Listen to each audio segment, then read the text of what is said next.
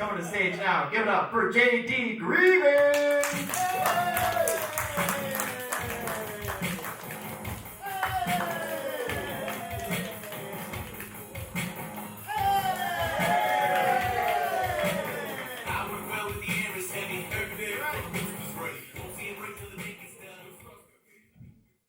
See how it works is when I touch the mic, that's when the music goes dead. So I wait. Hey, you know what I'm talking about?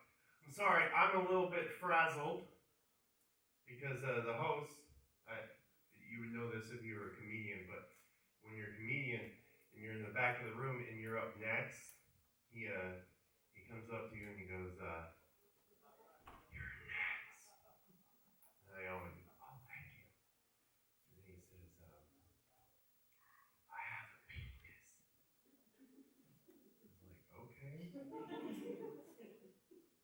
goes, "I have balls too." Okay.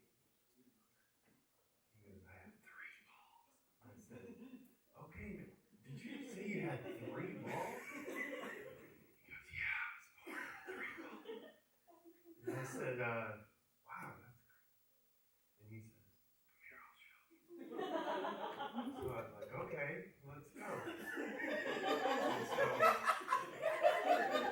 so we went to the bathroom, and we went into the stall, and he pulled down his pants, and I was like,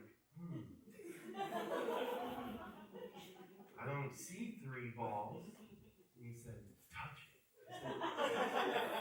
I said, "We don't have to whisper. We're not in the comedy room anymore." I said, "Touch them."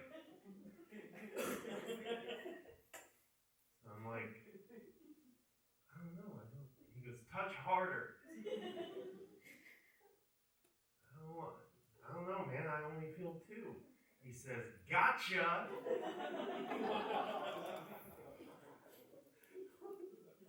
Yeah. It was a good start to my night. And then I was like, "Good joke, buddy." And then he pulled up his pants and he said, "Now, down to business." And then he grabbed me by the front of my shirt and he said, "When's the last time you had a swirly?" I said, "It's been a minute." And he said, "Well, you're due." And then he grabbed the back of my head, he stuck it in the toilet, and he flushed it. It was uncomfortable. He pulled my head out, and he said, "Now you're all wet now on your head. How do you feel about that?" I said, "I feel uncomfortable." And he said, "Let's go. Let's meet the headliner." I said, "But I'm all wet." He goes, "I don't give a shit."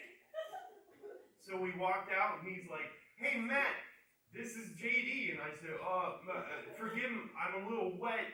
And he said, "I don't want to touch you." And I said, "But I'm a comedian, I'm really funny." And he said, "You're coming off a little extra right now."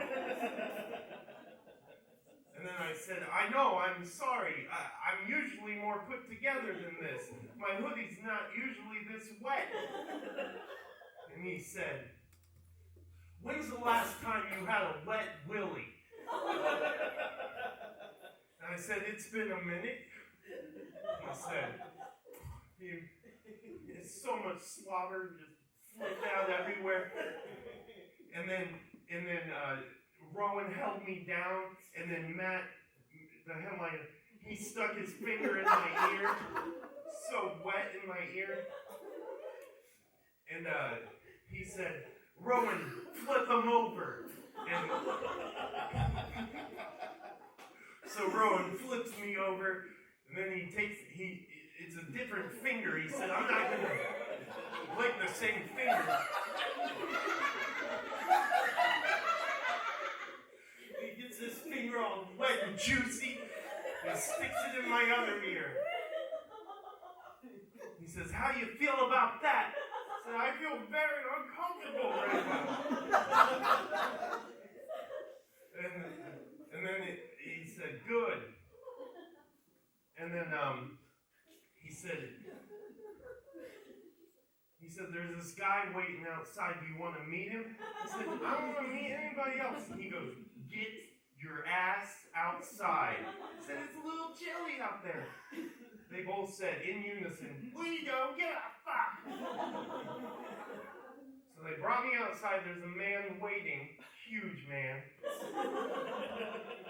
I said, nice to meet you. I'm JD. He said, why are you so wet? I said, it's a long story. And he said, when's the last time you had a wedgie? And I said, yesterday? And he said, you're due. So he grabbed the pack of my underwear from my pants.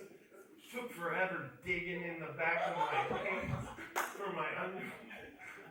And then he pulls it out and he stretches it. And I'm like, ow, it's a wedgie. And he says, no, you're not done. You're not done. And he pulls it all up. And I said, it's ripping. And he goes, I know your underwear is ripping. I said, I wasn't talking about my underwear. He says, I don't give a shit. And then all in one motion, my entire underwear comes out in his head. And I said, this is embarrassing. There are people watching. And he said, I don't give a shit. He said, here's your underwear back. By that time, Rowan had come in here. And they said, up next, JD Grieving. And that's what happened. That's how I ended up here. Thank you guys so much for laughing. I had a set plan. Then I had to tell you about my